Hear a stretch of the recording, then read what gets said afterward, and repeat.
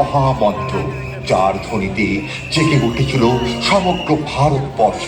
নেতা, সমাজ সংস্কারক, বিপ্লবী প্রত্যেকে লিখেছিলেন সংগ্রাম ও আত্মত্যাগের অমূল কাব্য।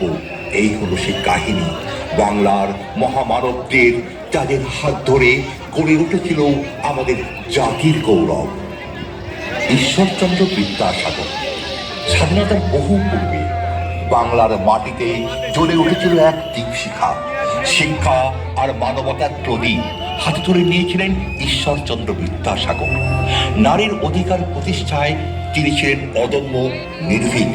1856 সালে তার সংগ্রামের ফসল হিন্দু বিধবা পুনর্বিবাহ আইন, যা ভেঙে দিয়েছিল শতাব্দীর অমানবিক শৃঙ্খল, জাগিয়ে তুলেছিল সমাজ সংস্কারের বিপ্লব।